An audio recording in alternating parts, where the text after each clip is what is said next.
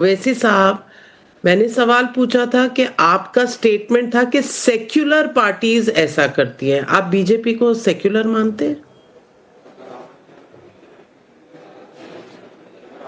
नहीं मैडम, आपने पार्टीज की बात की थी तो सेक्युलर भी है, कम्युनल भी है, मगर जो पॉलिटिकल पार्टी पावर में है, और मैंने बीजेपी के बारे में बहुत कुछ बोला मैंने अपने भाषण में।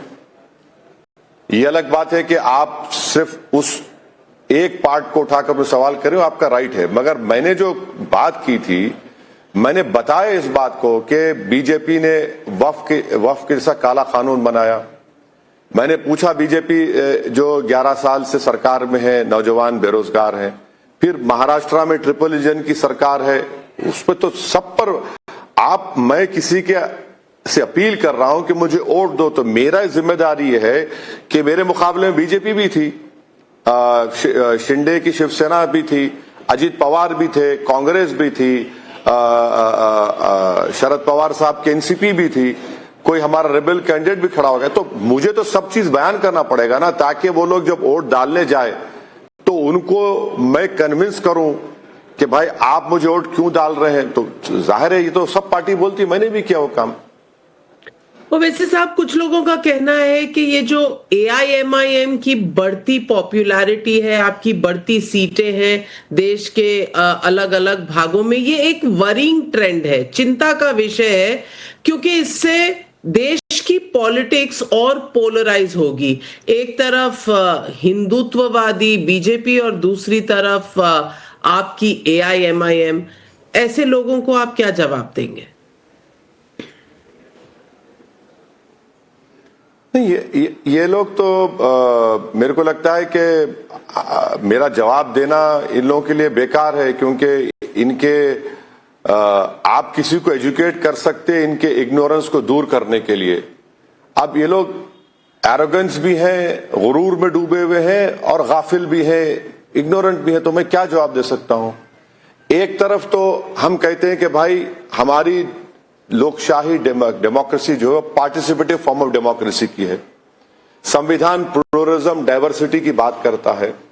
संविधान का जो प्रियम्बल है वो लिबर्टी इक्वालिटी जस्टिस फ्रेटर्निटी की बात करता है। अब जब एक पार्टी संविधान देने वालों को के एस्पिरेशंस को, बाबा साहब ने जो टूल्स हमको दिए, अगर हम उसको यूज करके पॉलिटिक्स में को आकर हिस्सा ले रहे हैं और जनता अपने वोट का इस्तेमाल कर रही है, और सबसे बड़ी बात यह है कि ये एक वेंटिलेटिंग पॉइंट भी तो है कि अगर कोई फ्रस्ट्रेटेड अपने घर में बैठ जाएगा तो क्या वो ठीक रहेगा। वो अपनी पसंद का इजहार कर रहा है, बोल रहा है कि मुझे ये पार्टी पसंद नहीं, मुझे ये पसंद है, मैं वोट दूंगा, मेरे खिलाफ भी वोट देते हैं।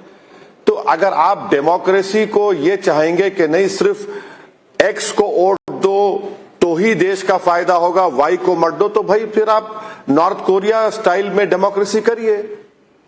जब आप फ्रेटर्निटी की, जस्टिस की, पार्टिसिपेटिव फॉर्म ऑफ डेमोक्रेसी की हम लोग सब बात करते हैं कि भाई हमारे बुजुर्गों ने जो संविधान बनाया है कॉन्स्टिट्यूएंट असेंबली में, उनके ख्वाब को पूरा करना है, तो बुरी बात क्या है।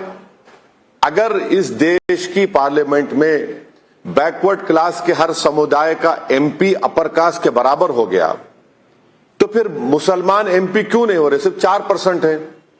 तो अगर ग्राउंड लेवल पे अगर कोई लीडरशिप डेवलप हो रही है तो इससे हमारी डेमोक्रेसी मजबूत होगी।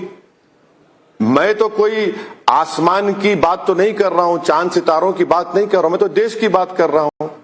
तो ये जो इनका जो एरोगेंस है कि भाई नेशनलिज्म के ठेकेदार हम हैं, कोई दूसरा बोलता है कि सेकुलरिज्म के ठेकेदार हम हैं, तो भाई मुबारक हो, आपकी दुकान आप चमका लीजिए, बल्कि आप दुकान मत चमकाइए, बल्कि आप किसी रोड पर बैठ जाइए, एक नोटरी का कागज लेकर के, जो आओ मैं तुम्हारे मुंह को चिपका दूंगा चेहरे को कि तुम सेकुलर हो, तुम राष्ट्रवादी हो।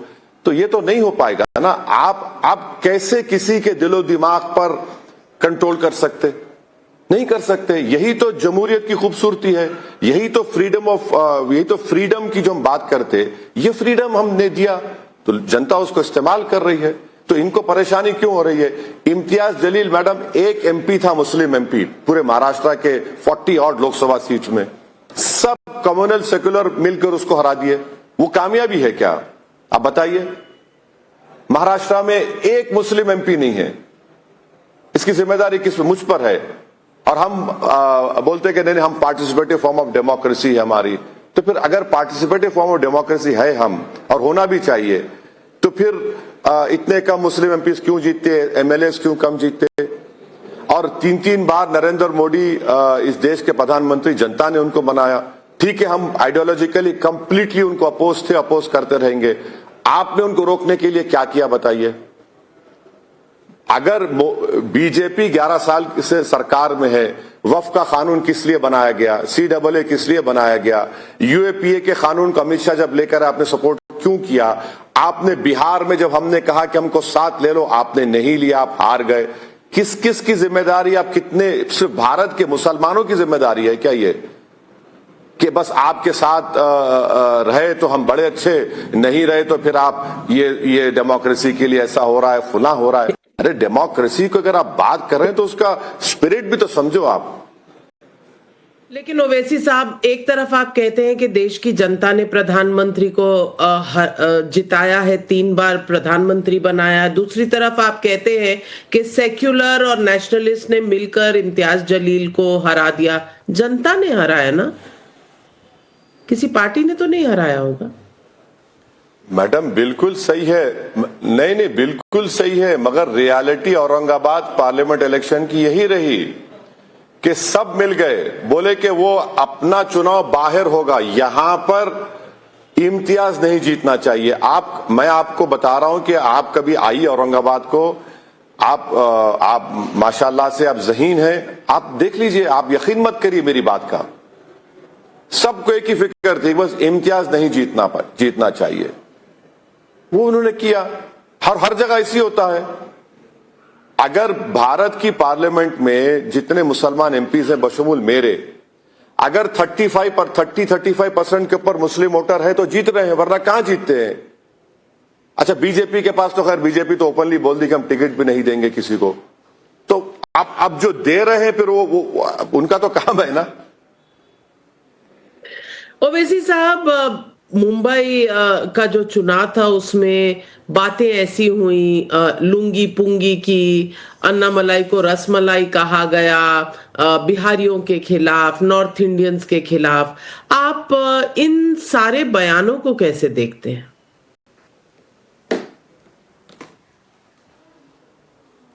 अब मैडम रिजल्ट आ गया, जनता ने पुंगी बजा दी, किस्सा खत्म। अब क्या करेंगे। अब क्या वो बोल के फायदा क्या है। जनता ने वोट डालकर सबकी पुंगी बजा दी, जनता ने बता दिया। अब जिसको जो बजाना है बजाइए, पर 15 तारीख को जाकर उन्होंने बटन दबाकर अपनी पसंद नापसंद का इजहार कर दिया। लेकिन एक जगह ऐसी थी आकोट नगर जहां पर बीजेपी और AIMIM का एक टाई अप हो गया, जनता ने वो भी देखा इस चुनाव में। ये कौन सा फिक्स्ड मैच था ओवैसी साहब, ये समझा। बिल्कुल, हमने आकोट के हमारे 5 म्युनिसिपल कॉर्पोरेटर्स ने पहले एक गठ बना था, उसमें उनका ये बोलना था हमारे पार्टी प्रेसिडेंट इम्तियाज जलील के, सर हमको नहीं मालूम था बीजेपी है। तो हमने कहा कि अब आप उस गलती को सही इस तरह से करिए कि आप अपनी म्युनिसिपैलिटी में जाकर लेटर दीजिए कि आप उस ग्रुप से बाहर आ गए। मैंने अमरावती में उनसे मुलाकात की और कहा कि दोबारा कोई पार्टी के पॉलिसी डिसीजन आप नहीं लेंगे जब तक के यूसुफ पुंजानी जो हमारे वाइस प्रेसिडेंट है, उसके इंचार्ज है विदर्भा के, और इम्तियाज जलील से बात ना करें। इन्होंने क्या किया कि बीजेपी के एक नेता के बेटे को कोऑप्शन के मेंबर में सपोर्ट की, तो इम्तियाज जलील ने इमीडिएटली उन 5 को पार्टी से खारिज कर दिया। और हम स्ट्रांग मैसेज दे रहे हैं कि अगर कोई इस तरह की हरकत करेगा तो हमारा पार्टी से उनसे कोई लेना देना नहीं होगा पार्टी का। तो ये ऐसा हुआ, हमने करेक्टिव स्टेप्स लिए हैं और उनको पार्टी से खारिज कर दिया। अब बंगाल में चुनाव आने वाले हैं, तमिलनाडु में है, असम में है और फिर अगले साल उत्तर प्रदेश में। ओवैसी साहब, यहाँ की पार्टियां थोड़ा आपकी तरफ बड़ी गौर से देख रही हैं, थोड़ा घबरा भी रही। ममता बनर्जी महाकाल मंदिर बना रही हैं, हर हर महादेव कर रही हैं। कल अखिलेश यादव साहब जगन्नाथ मंदिर गए हुए थे। क्या इनको वोटों का आपकी तरफ जाना, खास करके माइनॉरिटी वोट आपकी तरफ जाने का डर है, जो अब वापस हिंदू वोटों की तरफ जाने की कोशिश कर रहे हैं? देखिए, यही तो प्रॉब्लम है। आप अगर मुझसे हमदर्दी के और वफा की बातें करते हैं तो जमीन पर क्या हो रहा है? क्या मेरी क्वालिटी ऑफ लाइफ में इंप्रूवमेंट आया है? क्या सिविक कम्युनिटीज में इंप्रूवमेंट आया है? क्या आपने कुछ सेम्बलेंस ऑफ मुस्लिम लीडरशिप को मौका दिया है वहां पर, या सिर्फ उनको इस्तेमाल करते हैं? तो जमीन पर क्या है? जमीन पर कुछ नहीं है। अब जहां तक बंगाल का सवाल है, हमारे पार्टी की तरफ से आदिल हसन साहब वहां पर गए, 4-5 दिन वो रुके। मेरी मैडम आज शाम में या कल उनसे तफसीली बातचीत होगी, फिर हम लोग डिसीजन लेंगे। जहां तक यूपी का सवाल है, हम बराबर चुनाव लड़ेंगे और हमारी पूरी कोशिश होगी कि इस बार हमारे वहां से अच्छी तादाद में हमारे एमएलए या विधायक कामयाब हों। तो अब जहां तक अखिलेश यादव साहब का सवाल है, उन्हीं के एमएलए शिवाजी मानकुंड में 8 वार्ड में से 6 हम जीते। असेंबली कॉन्स्टिट्यूंसी, असेंबली इलेक्शन में, विधानसभा के चुनाव में जो वहां पर जनाब अबू आसिम साहब को वोट मिले थे, उससे 20,000 बढ़ के हमको वोट मिले। तो ये तो समाजवादी पार्टी के लोगों को एक पैगाम है, हम बराबर जाएंगे, लड़ेंगे इलेक्शन। क्योंकि आप मैडम, आप मेरी बात का यकीन मत करिए, आपके किसी रिपोर्टर को बोलिए कि जब वक्फ का बिल डिबेट हो रहा था, अखिलेश यादव की स्पीच क्या थी? वक्फ के ऊपर कुछ बोल ही नहीं पा रहे थे, वो कुछ बोल ही नहीं पा रहे। अगर ये उनका कैजुअल एटीट्यूड होगा, पूरा देश देख रहा है, खासतौर से मुस्लिम समाज देख रहा है कि ऐसा कानून बनने जा रहा था जिससे हमको अप्रीहेंशन है और सही साबित होगा कि मस्जिद, दरगाह, खान सब छीन ली जाएंगे। आप उनकी स्पीच देख लीजिए, इतना कैजुअल एटीट्यूड उनका रहा है। तो ये जो कैजुअलनेस है, इसलिए होता है कि भाई ये कहां जाएंगे मुझे छोड़कर, तो मालूम हो जाएगा। मैंने आपके पहले ही इंटरव्यू के सवाल में कहा था कि अगर आप कोई भी पॉलिटिकल पार्टी ये समझ रही है कि ये मेरे गुलाम है, ये दरी बिछाएंगे और इनके पास कोई विकल्प नहीं है, वो गया जमाना, आप भूल जाइए उस बात को। अब्दुल अब दरी नहीं बिछाएगा, ये तो बिहार के चुनाव में आपने बिल्कुल साफ कर दिया था। लेकिन आप वाकई मानते हैं कि इस देश का प्रधानमंत्री एक दिन कोई बुर्का पहनने वाली महिला हो सकती है? क्यों नहीं होना चाहिए? बराबर होना चाहिए। हो सकती है, अगर उसमें काबिलियत है, जनता उसको पसंद करती है और वोट डालने के लिए तैयार है, तो क्यों नहीं? भैया, यही तो खूबसूरती है भारत के संविधान की और भारत देश की। यकीनन आज यहां पर फिरका परस्ती और नफरत की एक दीवारें खड़ा कर दी गई, मगर कब तक रहेंगे नफरत? नफरत तो खत्म होगी ना। और देखिए, सबसे बड़ी बात यह है कि हमारा संविधान इस बात की इजाजत देता है। हमारा संविधान तो पाकिस्तान की तरह नहीं है कि एक ही समुदाय, रिलीजन का हो तभी आप बन सकते हैं, वो तो नहीं है। ये तो एक थ्योरेटिक कंट्री नहीं है अब तक। तो जब संविधान इजाजत देता है और जब हम बात करते हैं, भाई मैं मानता हूं मुसलमान समाज में मुस्लिम लड़कियों का ड्रॉप आउट रेट ज्यादा है, बहुत से सोशल इविल्स का भी शिकार होती हैं। तो अगर ये ऐसा होता है, मेरा ख्वाब है, मेरी कोशिश है और मुझे यकीन है कि शायद मैं जिंदा ना रहूं, आप ना रहें, मगर ये देश के लिए बड़ा तारीखी दिन होगा जब होगा इंशाअल्लाह ये, और उससे देश की मिसालें दी जाएंगी। क्या बुरी बात क्या है उसमें?